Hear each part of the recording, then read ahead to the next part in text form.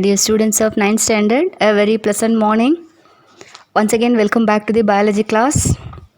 Today's session is presenting by Mrs. A. Chitra, Department of Biology from Nellanada Metric Higher Secondary School. We are discussing unit number 22, World of Microbes. Previous sessions we discussed about various diseases, that is waterborne diseases caused by virus, bacteria, and then we discussed about vector-borne diseases. Today in this session we are going to discuss diseases transmitted by animals. This is also come under vector-borne diseases, but especially animals. Now the two diseases we are going to discuss are swine flu and avian influenza. First let us see swine flu. Swine flu first originated from pigs.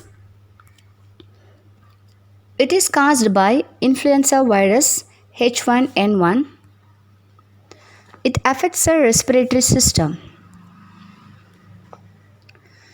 It is transmitted from person to person by inhalation or ingestion of droplets containing virus from people sneezing or coughing. I repeat, this disease is transmitted from person to person by inhalation or ingestion of droplet containing viruses from people sneezing and coughing. Fever, cough, nasal secretion, fatigue means tiredness, rashes, chillness, nausea, vomiting and diarrhea are the major symptoms of swine flu. Now, how can we control or prevent? Administration of nasal spray vaccine is recommended. Avoiding close contact with a person suffering from flu. Intake of water and fruit juices will help prevent dehydration.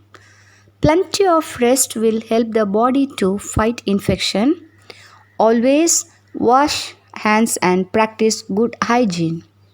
So these are the preventive measures for swine flu.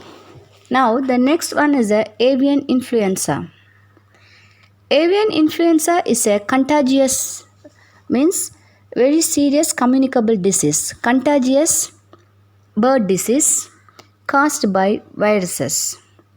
Birds that can carry and spread avian influenza virus includes poultry birds, that is chicks or turkeys or ducks, even wild birds and pet birds.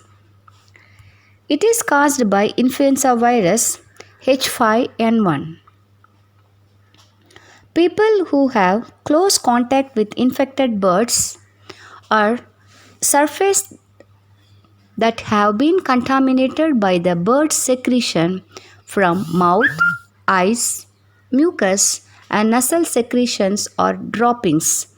You know that any place where we are growing the birds, there lot of waste will be there.